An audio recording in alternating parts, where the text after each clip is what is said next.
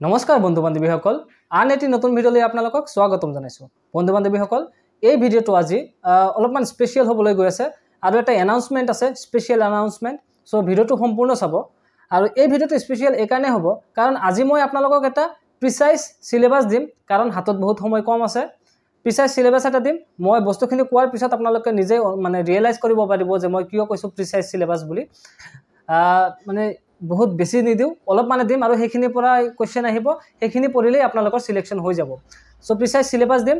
লগতে আপোনালোকে এটা বস্তু মাইণ্ড কৰিব যে মুখ্যমন্ত্ৰী ডাঙৰীয়াই কোৱা মতে ছেপ্টেম্বৰ অক্টোবৰ মানত আমাৰ এডিআৰই যি 2024 হ'বলৈ গৈ আছে গ্ৰেড 3 আৰু গ্ৰেড 4 পোষ্টবিলাকৰ কাৰণে সেইবিলাকৰ এক্সাম আপোনালোকৰ ছেপ্টেম্বৰ অক্টোবৰ মানত হ'ব। আৰু এতিয়া চলি আছে মে, June, July, August, September. So আপোনালোকে 3 মান্থ বা 3.5 মান্থ আছে।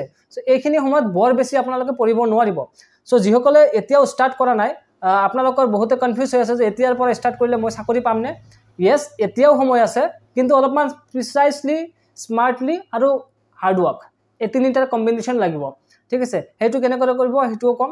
বাকী যিসকলে অলপ অলপকৈ পঢ়ি আছে তেওঁলোকৰ কাৰণে হ'ব এইটো এটা বুষ্টাৰ। ঠিক আছে, সো ভিডিঅ'টো সম্পূৰ্ণ চাব। কিন্তু তাৰ আগতে মই আপোনালোকক এটা ৰিকুৱেষ্ট কৰি ল'ব বিচাৰিছোঁ, যদি আপোনালোকে চেনেলটোত নতুন আহিছে আৰু চেনেলটো ছাবস্ক্ৰাইব কৰা নাই তেন্তে প্লিজ ছাবস্ক্ৰাইব কৰি ল'ব। কাৰণ আমি এইটো চেনেলত বিভিন্ন ধৰণৰ চাকৰি ৰিলেটেড, যিকোনো কম্পিটিটিভ এক্সাম ষ্ট্ৰেটেজি ৰিলেটেড আৰু ইম্পৰ্টেণ্ট এক্সাম ৰিলেটেড ভিডিঅ'ছ লৈ আহি থাকোঁ। সো আগবাঢ়িছোঁ আমাৰ মূল বিষয়বস্তুটোলৈ। মূল বিষয়বস্তু মই প্ৰথমতে আপোনালোকক এটা প্ৰিচাইজ সিলেবাস দিম। মানে বহুত বেছি টপিকছ নাথাকে, যিবিলাক ইম্পৰ্টেণ্ট টপিক হয় সেইখিনি থাকিব আৰু সেইখিনি পঢ়ি আপোনালোকে এক্সামটো কোৱালিফাই কৰিব লাগিব। এই 3 মাহত আপুনি টপ কৰিব নোৱাৰে, এইটো ফৰ চিয়'ৰ। চাওক, বছৰ ধৰি মানে গোটেই বছৰ ধৰি যিসকলে প্ৰিপাৰেশ্যন কৰি আছে তেওঁলোকৰ লগত 3 মাহ ষ্টাডি কৰি আপোনালোকে কম্পিট কৰিব নোৱাৰে, তেওঁলোকক পিছ পেলাব নোৱাৰে। কিন্তু আপুনি যদি অলপমান স্মাৰ্টলি, অলপ প্ৰিচাইজলি যদি পঢ়ে আৰু লগতে হাৰ্ডৱৰ্কটো লাগিবই, তেনেদৰে পঢ়িলে আপোনালোকে কোৱালিফাই কৰিব লাগিব। আপোনাক চাকৰি পাবলৈ কি কৰিব লাগে? এক্সামটো কোৱালিফাই কৰিব লাগে।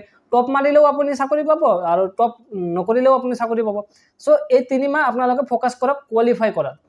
টপ কৰাৰ চিন্তা নকৰিব। এতিয়া যদি টপ কৰাৰ চিন্তা কৰে তেনেহ'লে হয়তো অলপমান প্ৰব্লেম হৈ যাব। ঠিক আছে, সো এতিয়া আগবাঢ়িছোঁ। মই প্ৰথমতে আপোনালোকক চিলেবাছটো কৈ দিছোঁ যে আপোনালোকে কি কি পঢ়িব এই 3 মাহত।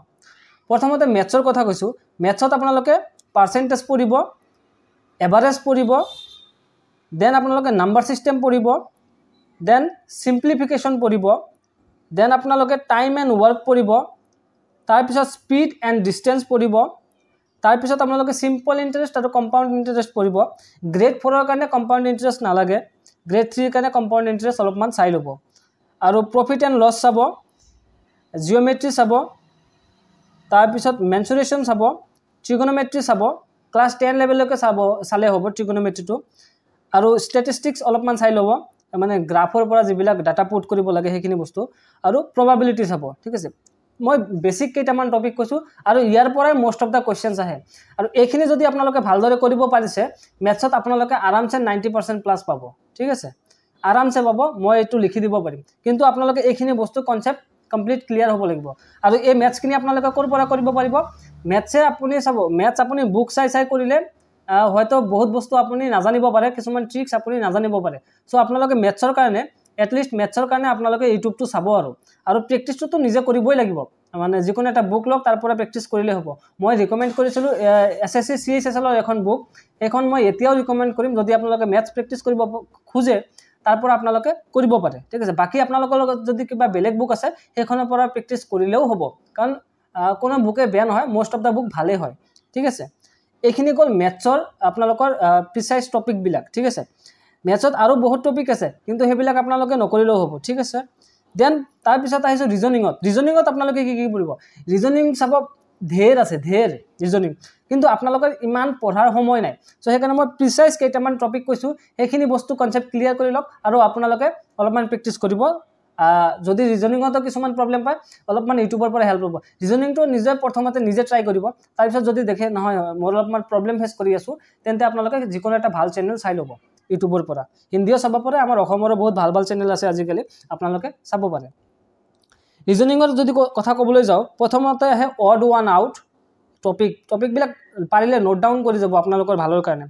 অড ওৱান আউট, দেন আপোনালোকৰ আহে এনালজি, দেন আপোনালোকৰ আহে ছিৰিজ, তাৰপিছত ডাইৰেকশ্যন, তাৰপিছত ব্লাড ৰিলেশ্যন আহে, তাৰপিছত আহে পেপাৰ ফল্ডিং ইমেজ, তাৰপিছত আহে ষ্টেটমেণ্ট এণ্ড এজাম্পশ্যন, তাৰপিছত আহে কিউব এণ্ড ডাইচ, তাৰপিছত আহে কজ এণ্ড এফেক্ট, তাৰপিছত আহে কোডিং ডিকোডিং, তাৰপিছত মিৰৰ ইমেজ।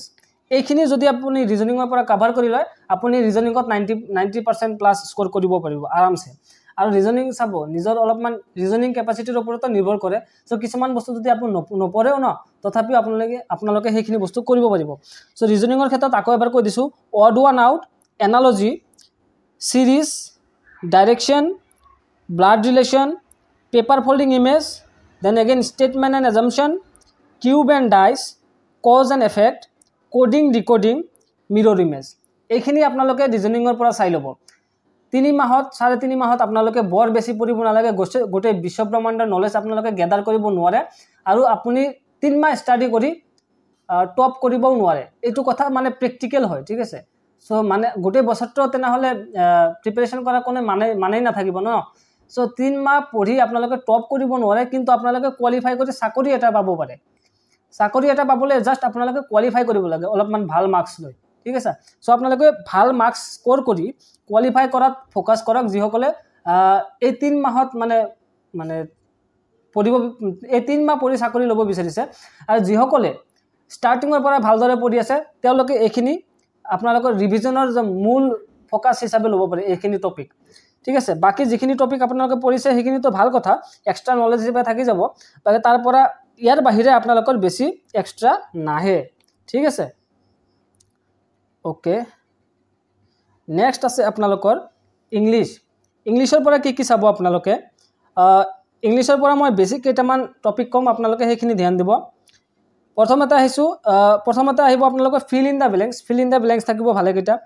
চেণ্টেন্স ইম্প্ৰুভমেণ্ট থাকিব, এৰৰ ডিটেকশ্যন থাকিব, তাৰপিছত ক্লজ টেষ্ট থাকিব, চিননিম এণ্টনিম থাকিব, স্পেলিং কাৰেকশ্যন থাকিব, ইডিয়ম এণ্ড ফ্ৰেজেছ থাকিবই, কম্প্ৰিহেনশ্যন থাকিব গ্ৰেড 3, গ্ৰেড 4ত কম্প্ৰিহেনশ্যন নাথাকে, চেণ্টেন্স এৰেঞ্জমেণ্ট থাকিব, তাৰপিছত আপোনালোকৰ ওৱান ৱাৰ্ড ছাবষ্টিটিউশ্যন থাকিব। এইখিনি যি টপিক ক'লোঁ মই, এইখিনি বস্তু আপোনালোকে চাব লাগিব।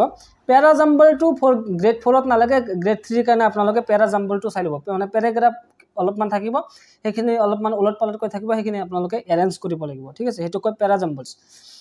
মই আকৌ এবাৰ কৈ দিছোঁ ইংলিছৰ টপিকখিনি। Fill in the blanks, sentence improvement, error detection, cloze test, synonym antonym, spelling correction, idiom and phrases, কম্প্ৰিহেনশ্যনটো অনলি ফৰ গ্ৰেড 3, গ্ৰেড 4ৰ কাৰণে নালাগে, চেণ্টেন্স এৰেঞ্জমেণ্ট, পেৰাজাম্বলটো গ্ৰেড 3ৰ কাৰণে অলপমান চাই ল'ব পাৰে, গ্ৰেড 4ত নালাগে, আৰু তাৰপিছত শেষত আহে ওৱান ৱাৰ্ড ছাবষ্টিটিউশ্যন। এইখিনি আপোনালোকে ইংলিছৰ কাৰণে চালে মোৰ দেন এনাফ হৈ যাব। এই 3 মাহৰ যিসকলে ষ্টাডি কৰি চাকৰি ল'ব বিচাৰিছে, আৰু যিসকলে মানে 1 বছৰ ধৰি বা 6 মাহ ধৰি প্ৰিপাৰেশ্যন কৰি আছে ভালদৰে, তেওঁলোকে এইখিনি বস্তুত ৰিভিজন বেছিকৈ কৰক। এইখিনিৰ পৰাই মষ্টলি কুৱেশ্যন আহিব, ঠিক আছে।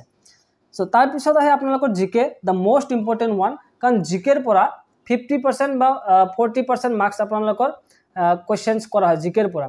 চ' জিকেৰ কাৰণে মই অলৰেডি জিকেৰ কি টপিক পঢ়িব লাগে তাৰ বাবে মই ভিডিঅ' এক্সট্ৰা কৰি ডেডিকেটেড ভিডিঅ' এটা দি থৈছোঁ, আপোনালোকে সেই ভিডিঅ'টো চাব পাৰে। আৰু জিকেত মোটামুটি কি আহে আপোনালোকৰ জিকেত? হিষ্টৰী আহিব, পলিটি আহিব, জিঅ'গ্ৰাফি আহিব, আৰু কাৰেণ্ট এফেয়াৰ্ছ। এইখিনি যি মূল বস্তুখিনি আছে সেইখিনিয়ে চাব লাগিব। ছায়েন্সৰ 2-এটা কুৱেশ্যন আহিব, ঠিক আছে। চ' এই যিবিলাক বস্তু আছে আপোনালোকৰ, এই বস্তুখিনি অলপমান ভালদৰে ফ'কাছ কৰি পঢ়ক। আৰু জিকেৰ কাৰণে ডেডিকেটেড মই এটা ছিৰিজ লৈ আহি আছোঁ, হিষ্টৰীৰ পৰা আৰম্ভ কৰিম, মডাৰ্ণ হিষ্টৰীৰ পৰা লাহে লাহে আপোনালোকক গোটেইখিনি বস্তু দি থাকিম। আৰু এই জিকেৰ ভিডিঅ'বিলাক আপোনালোকে এতিয়া কি কৰিব লাগিব? আপোনালোকে বেছিকৈ আপোনালোকে প্ৰিভিয়াছ ইয়াৰ কুৱেশ্যনত ফ'কাছ কৰিব লাগিব, PYQ, ঠিক আছে, প্ৰিভিয়াছ ইয়াৰ কুৱেশ্যন।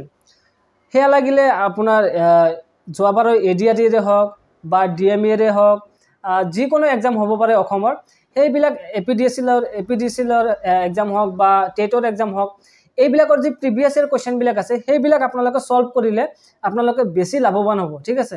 কাৰণ কিছুমান কুৱেশ্যনছ ডাইৰেক্ট আহি যায়।